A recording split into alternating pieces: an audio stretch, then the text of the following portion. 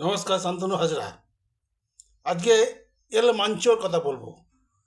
এই এল মাঞ্চোকে সকলেই জানতে চাইবেন, তাই গোটা বিশ্বটা সাদা গেল দুটো ভাগে বিভক্ত আছে। এই সাদা বিশ্বের প্রধান হচ্ছে আমাদের ভগবান যিশু থেকে রামকৃষ্ণ অবধি, পরমহংসদেব অবধি এই সাদা পৃথিবীতে আছেন। আর কালো অধ্যায় আছে, একদম প্রথম সারিতে আছে এল মাঞ্চো। এই এল মাঞ্চো হচ্ছে গিয়ে মেক্সিকোর সবচেয়ে বড় ড্রাগ লর্ড, মানে কিংপিন বলা যায়। এই ড্রাগের গোটা বিশ্বের সেরা রাজা হচ্ছে গিয়ে এই এল মাঞ্চো। এই আল মাঞ্চো 1966 সালে মেক্সিকোর একটা প্রত্যন্ত গ্রামে জন্মগ্রহণ করে সুস্থভাবেই জীবন কাটাচ্ছিলেন। কিন্তু এই যে বাংলাদেশ অনুপ্রবেশকারী যিনি ভারতে ঢোকে, তেমনি অনুপ্রবেশ করে উনি আমেরিকায় ঢুকে পড়েন এবং ক্যালিফোর্নিয়া গিয়ে একটা ড্রাগ পেডলারের সঙ্গে আলাপ হয়ে উনি ড্রাগের ব্যবসায় নেমে যান। পরে ধরা পড়ে ওকে পুশব্যাক করে দেওয়া হয় মেক্সিকোতে পুশব্যাক করার পরে উনি পুলিশে চাকরি দেন। ওদের দেশে আছে আর কি, এই পুলিশের চাকরির আগে অপরাধ দেখা হয় না, বলছে অপরাধ থাকলে বেশি করে নেয় তাকে। তো এইভাবে পুলিশে চাকরি করার পর থেকে পুলিশের মাইনে কম হচ্ছে, ড্রাগ বেশি খেয়ে পয়সাটা বেশি। তারপর শুরু হলো তার ড্রাগের ব্যবসায় আনা গোনা।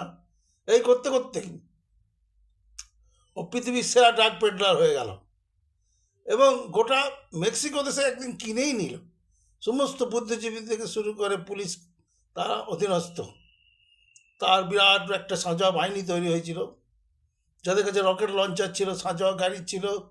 তার বন্দুক তাকে স্মাগলিং করতে হবে, সে বন্দুকেরই কারখানা বানিয়ে ফেলেছিল এবং পুরো সমাজটা সে কিনে নিয়েছিল এবং ওকে সারানো সম্ভব নয়।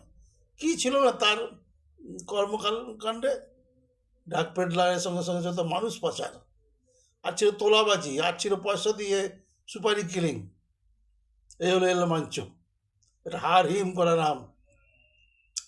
আমেরিকা যখন এই একই অপরাধে ভেনেজুয়েলার প্রেসিডেন্ট এল মাদুরোকে তুলে নিয়ে যাচ্ছে তাদের দেশে এক সামরিক অভিযান করে, তখনই মেক্সিকোতে সাবধান করেছিল, সাবধান এল মাঞ্চো, তোমারও দিন ঘনিয়ে এসেছে। সেইভাবে এক আমেরিকান গুপ্তচর সংস্থার কথা অনুযায়ী প্রায় 10,000 সেনা এল মাঞ্চোকে ধরার জন্য চেষ্টা করেছিল। এর আগে এল মাঞ্চোকে ধরতে গিয়ে প্রায় 24 জন পুলিশ কর্মচারী খুন হয়েছিল।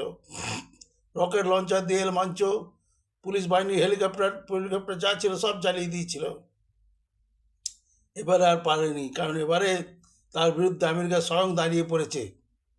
এই মানবতার এই নিষ্ঠুর নেতা, একে মারার জন্য আমেরিকা কেন গোটা বিশ্ব এক হয়েছিল যে এল মাঞ্চোকে আর পৃথিবীতে রাখা যাবে না, ওর জন্য গোটা পৃথিবীটা আজকে ধ্বংসের মুখে। তাই এল মাঞ্চো চলে গেলেন। এল মাঞ্চো রেখে গেলেন তার সমস্ত অর্ধমিত সৈন্যদের,